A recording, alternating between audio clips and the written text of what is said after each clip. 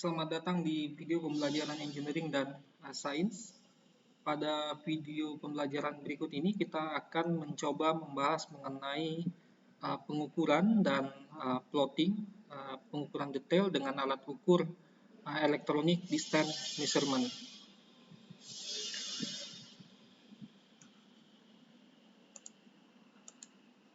Adapun outline pembahasan yang akan saya coba sampaikan, ada 4 bagian. Yang pertama adalah kita akan membahas mengenai konsep umum pengukuran detail. Lalu yang kedua, sistem pengukuran dengan metode electronic distance measurement atau EDM. Lalu yang berikutnya kita akan mencoba membahas mengenai form isian detail yang digunakan di dalam perangkat lunak surpak, dan yang keempat kita akan membahas mengenai studi kasus. Adapun konsep pengukuran detail selalu dilakukan setelah titik ikat secara keseluruhan sudah ditentukan sebelumnya, seperti pada contoh ilustrasi gambar di sebelah kiri berikut ini, di mana sebelum kita melakukan pengukuran detail, terlebih dahulu kita harus menentukan titik benchmark, benchmark 1 dan benchmark kedua, lalu kita melakukan pengukuran titik ikat menjadi kerangka poligon yang seperti pada ilustrasi berikut ini, di mana contoh daripada pengukuran titik ikat pada ilustrasi berikut ini berupa kerangka poligon tertutup. Setelah pengukuran titik ikat, baik menggunakan poligon tertutup maupun poligon terbuka, untuk selanjutnya kita bisa melakukan pengukuran detail seperti pada contoh ilustrasi di sebelah kanan atas, di mana pengukuran detail ini mengacu pada titik referensi atau stasiun referensi sebelumnya, seperti pada contoh ilustrasi gambar di sebelah kanan, di mana instrumen alat berdiri pada stasiun 1 dan sebagai titik referensi, titik ikat referensi yakni menggunakan benchmark yang kedua sebagai backside. Lalu sebagai titik untuk ikat yang ke depan itu menggunakan stasiun yang kedua, atau istilahnya di sini adalah foresight-nya. Pengukuran detail ini dilakukan pada stasiun yang pertama dengan mengambil titik-titik atau permukaan-permukaan yang dianggap signifikan, seperti pada contoh berikut ini. Di sini pengambilan titik itu menggunakan sistem prisma, di mana sistem prisma ini juga harus diukur berapa tingginya untuk masing-masing titik. Setelah pengukuran detail di stasiun ke-1 berakhir, maka pengukuran detail berikutnya bisa dilakukan pada stasiun yang kedua, di mana titik ikat referensinya adalah stasiun yang ke-1 sebagai backside, dan titik ikat referensi yang kedua adalah stasiun yang ketiga sebagai foresight-nya. Sekali lagi bahwa pengukuran detail dapat dilakukan pada stasiun yang kedua dengan mengambil data-data detail dengan menggunakan prisma seperti pada ilustrasi gambar berikut ini. Adapun prisma yang umumnya digunakan itu harus diketahui berapa tinggi daripada prisma yang digunakan untuk pengukuran di lapangan. Pengukuran detail dapat dilakukan seterusnya untuk ke stasiun yang ketiga, stasiun keempat, stasiun kelima, maupun stasiun yang berikutnya yang ada penambahan titik ikat berikutnya. Mengenai sistem pengukuran dengan electronic distance measurement, seperti pada contoh ilustrasi gambar berikut ini, di mana sistem menggunakan electronic distance measurement ini, di mana alat ukur, misalnya saja ini menggunakan total station, di mana untuk mengukur jarak, alat tersebut mengeluarkan gelombang elektromagnetik yang dimana sebagai sasaran tujuannya adalah prisma yang diletakkan pada bagian atas daripada batang pengukur ini.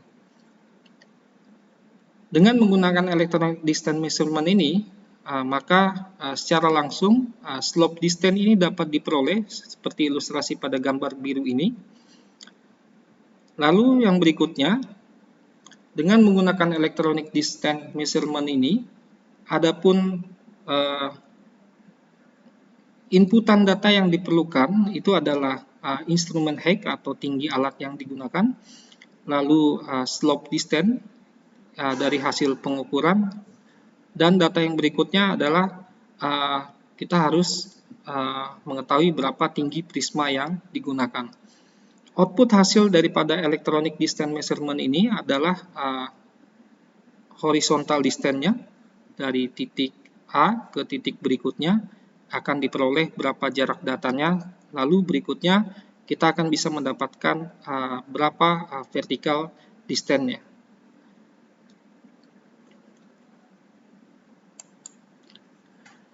Adapun form isian di dalam perangkat lunak surpak itu sendiri, yang pertama kita diinstruksikan untuk mengisi titik stasiun backside-nya, lalu referensi angle-nya. Lalu yang berikutnya setup ini adalah stasiun di mana titik pengukuran detail itu dilakukan.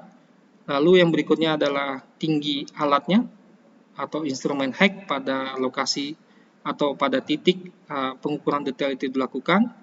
Nama surveyor, dan yang berikutnya adalah survey date-nya atau tanggal daripada pengukuran detail itu dilakukan. Seperti pada contoh ilustrasi tabel di sebelah kanan, setelah kita mengisi isian untuk penentuan backset dan titik ikat daripada pengukuran detail itu dilakukan, untuk selanjutnya kita melakukan inputan data untuk hasil pengukuran detail, di mana di dalam perangkat lunak surpak yang diperlukan adalah kode stringnya. Lalu yang berikutnya adalah tinggi prisma. Lalu yang berikutnya ada slope distance. Dan yang berikutnya adalah vertical angle dan horizontal angle. Lalu pada bagian yang terakhir adalah deskripsi. Pada umumnya, antara deskripsi dengan string memiliki kodenya tersendiri, tergantung daripada kesepakatan daripada surveyor tersebut. Khusus untuk vertical angle dan horizontal angle di dalam perangkat lunak surpak, apabila kita ingin memasukkan data hasil pengukuran sudut vertikal maupun sudut horizontal, ada aturan yang harus dilakukan. Sebagai contoh untuk horizontal angle, di mana di sini setelah kita melakukan pengukuran didapatkan 79 derajat, 56 detik, 56 menit, 53 detik. Sehingga inputan yang bisa terbaca di dalam perangkat lunak surpak menjadi seperti pada bagian kanan ini menjadi 79,5653. 79 sendiri ini adalah derajat pengukuran. Lalu yang berikutnya 56 ini adalah menitnya, dan 53 di belakang ini adalah detiknya. Aturan baku yang digunakan untuk horizontal angle dan vertical angle itu berlaku sama seperti pada contoh ilustrasi berikut ini, di mana vertical angle itu 75 derajat, 23 menit, 0 detik, sehingga parameter baku yang dibaca di dalam perangkat lunak surpak menjadi 75.2300 atau 75 derajat, 23 menit, 0 detik. Kita masuk ke contoh kasus di mana saya akan nanti mencoba mendemonstrasikan hasil pengukuran detail yang sudah dilakukan, dan kita akan mencoba memplotting data hasil pengukuran detail tersebut ke dalam perangkat lunak surpak. Hal yang pertama yang bisa kita lakukan itu adalah menginput data backset dan setup stationnya atau titik ikat di mana kita melakukan pengukuran detail itu sendiri. di mana nanti dalam studi kasus backside-nya adalah ABM2 sebagai titik acuan backside-nya, referensi angle-nya adalah 0, titik atau setup station-nya atau tempat di mana alat berdiri untuk melakukan pengukuran detail di stasiun yang ke-1, tinggi daripada instrumen yang digunakan dalam hal ini adalah EDM sekitar 1,5 meter, surveyor dengan nama surveyor masing-masing. Lalu yang berikutnya adalah survey date-nya atau tanggal daripada pengukuran beserta jamnya. Lalu yang berikutnya hasil pengukuran detail yang sudah dilakukan ada sebanyak 5 titik pengukuran dengan slope distance, vertical angle dan horizontal angle yang bervariasi. Dalam simulasi yang akan saya tunjukkan nanti, di mana string yang kita gunakan itu adalah string 1 untuk ke 5 titik, lalu tinggi prisma tetap sekitar 1,5 meter untuk semua titik. Lalu di deskripsi ini kita bisa mengisinya menjadi detail yang diambil pada stasiun yang ke-1.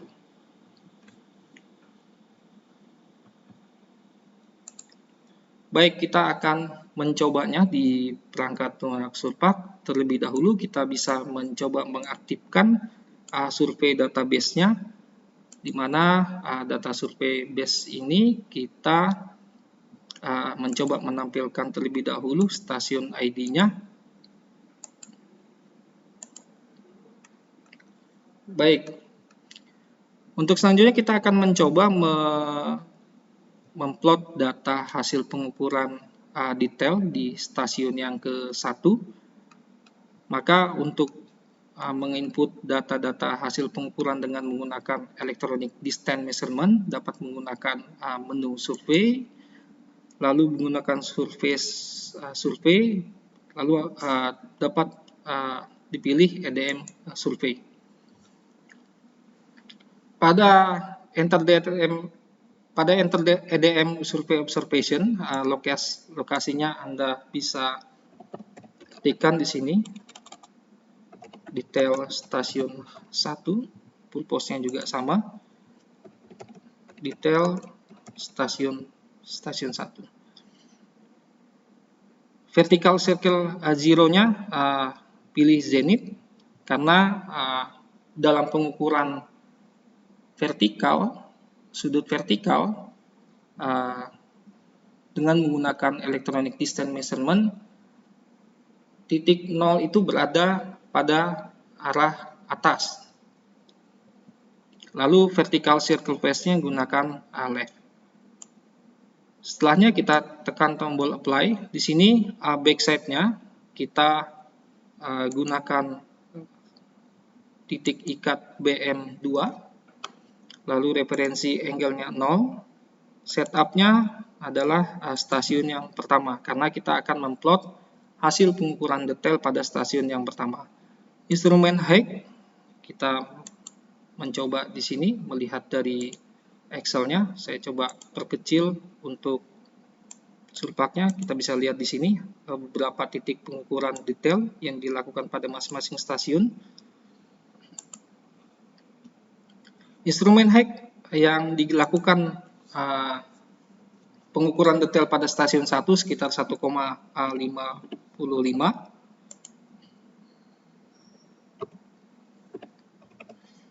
Surveyornya kebetulan kita gunakan namanya Joe.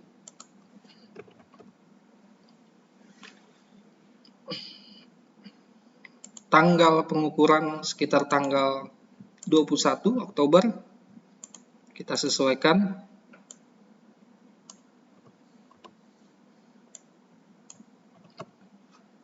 Dan dilakukan pada jam 10.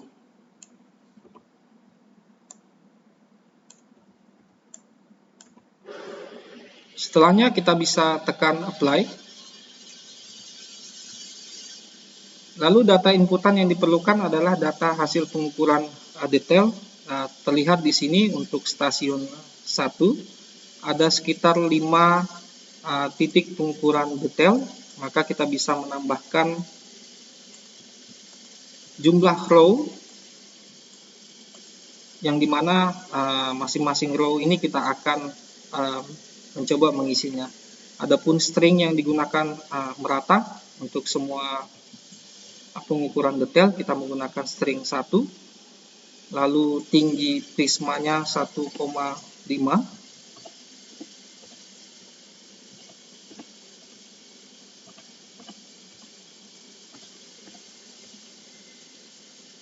slope distance-nya 23,539 seperti pada ilustrasi di Excel berikut ini. Lalu kita input lagi jarak slope distance berikutnya di pengukuran detail yang kedua.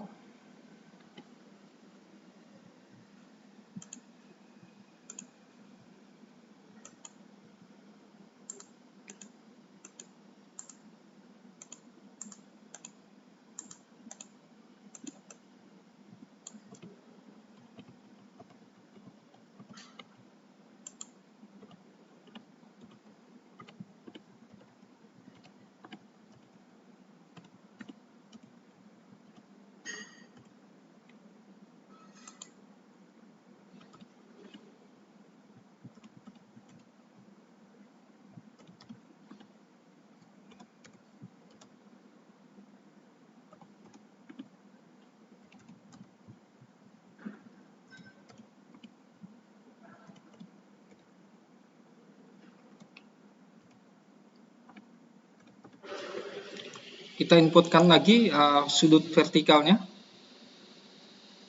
sekitar 75,2300. Ini berarti bahwa sudut vertikal apabila dia dalam satuan derajat menit detik, berarti ini adalah 75 derajat, 23 menit, dan 0 detik. Lalu yang berikutnya 81 derajat, 56 menit 50 detik, 100 derajat, 46 menit 30 detik, dan yang berikutnya 103 derajat, 59 menit 30 detik, 105 derajat, 9 menit 60 detik.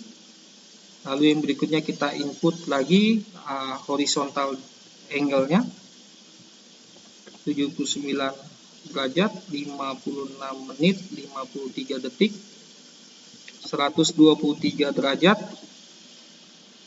6 menit 47 detik, 181 derajat, 18 menit 49 detik, 251 derajat, 37 menit 0 detik, 314 derajat, 35 menit 4 detik.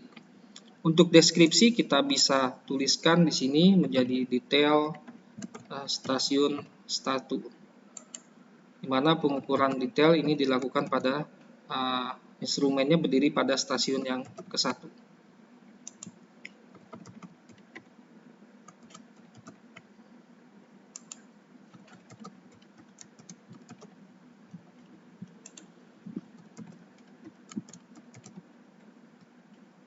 Setelah semua input parameter hasil pengukuran di-input ke dalam form berikut ini, di dalam perangkat lunak Surpak, untuk selanjutnya kita tinggal tekan tombol apply.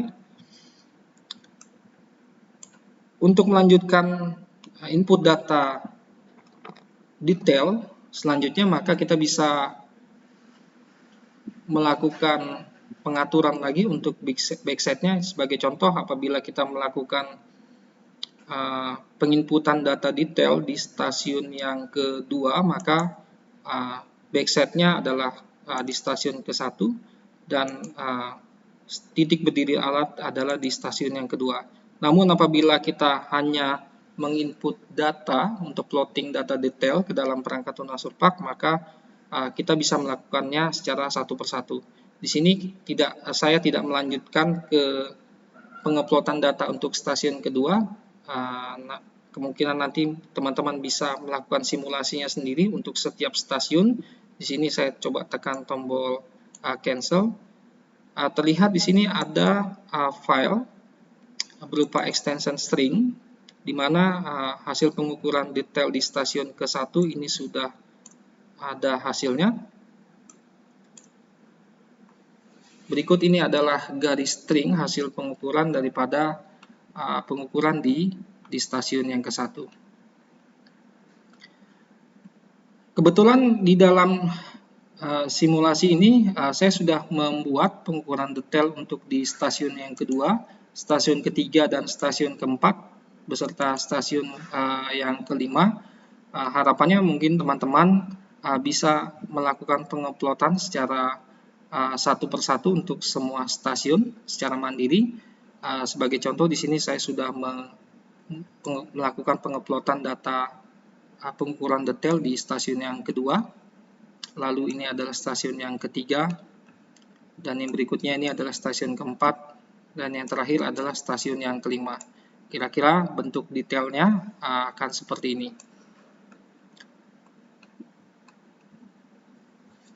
Langkah yang berikutnya yang bisa kita lakukan itu adalah kita akan merubah garis string hasil pengukuran detail ini menjadi poin. Hal ini dapat dilakukan dengan kita bisa melakukan perubahan dari garis string menjadi poin. Kita bisa menggunakan string to pts.tcl ini sebagai pembantu untuk merubah garis string menjadi poin. Seperti pada contoh ilustrasi berikut ini, garis string yang tadi menjadi 1 sehingga berubah menjadi poin-poin marker data dari hasil plotting data. Kita coba simpan terlebih dahulu detail stasiun yang ke-1. Lalu yang berikutnya detail yang di stasiun yang kedua masih berupa garis string. Kita coba ubah dari garis string menjadi poin seperti ini. Lalu kita coba simpan. Untuk selanjutnya, untuk data detail yang stasiun ketiga, ini juga kita ubah menjadi poin.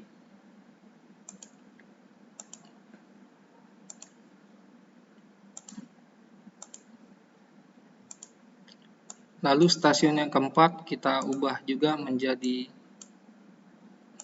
poin dari garis string.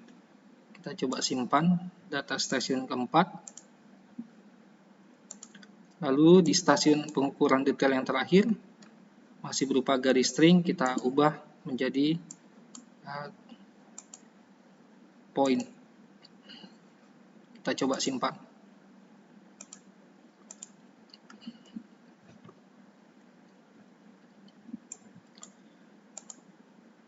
Lalu yang berikutnya, kerangka ukur yang kita sudah buat sebelumnya untuk menggambarkan garis yang menghubungkan antara stasiun 1 dengan stasiun yang berikutnya. Ini kita ubah juga menjadi poin. Kita coba simpan rangka ukur. Oke, baik. Untuk selanjutnya kita akan mencoba menggabungkan data poin titik ikat dengan data hasil pengukuran detail. Maka yang dapat dilakukan adalah kita melakukan recall file. Di sini kita pilih detail stasiun yang pertama. Kita coba tambahkan. Di sini ada terdapat tambahan data untuk data hasil pengukuran atau plotting hasil pengukuran detail yang sudah dilakukan pada stasiun yang ke-1. Selanjutnya kita panggil file yang berikutnya, detail stasiun yang kedua. Ada tambahan lagi data hasil pengukuran detail di stasiun yang kedua. Lalu yang berikutnya kita ambil lagi data pengukuran atau hasil plotting dari pengukuran detail di stasiun yang ketiga.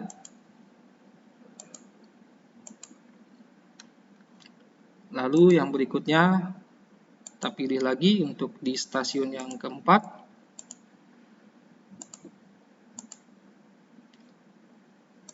Dan yang berikutnya di stasiun yang kelima.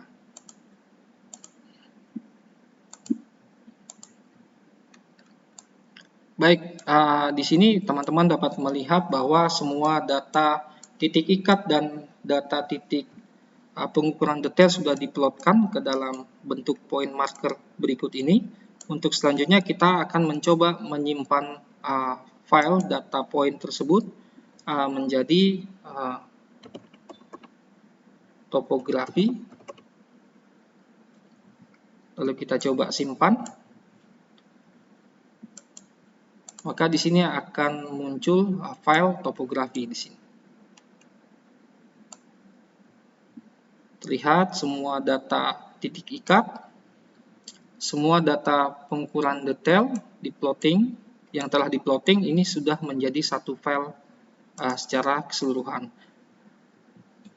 Untuk selanjutnya kita bisa membuat DTM-nya, di mana kita bisa menggunakan menu surface, DTM file function, create DTM, lalu kita pilih topografi. Di sini kita tidak menggunakan boundary sebagai pembatasnya. Kita coba apply. Kita coba panggil file topografi dalam bentuk format atau extension Digital Terrain Model atau DTM. Berikut ini adalah hasil dari gabungan antara titik ikat dengan data hasil pengukuran detail. Seperti terlihat pada ilustrasi gambar berikut ini. Baik, kawan-kawan, mungkin itu saja terkait bagaimana caranya kita melakukan pengukuran dan plotting data hasil pengukuran detail dengan menggunakan electronic distance measurement. Terkait data hasil pengukuran detail, nanti saya akan mencoba mencantumkannya ke dalam kolom deskripsi, di mana nanti teman-teman bisa menggunakan data tersebut untuk melakukan simulasi penginputan data hasil pengukuran detail di lapangan. Baik, mungkin itu dari saya. Sampai bertemu lagi di video pembelajaran berikutnya mengenai titik ikat.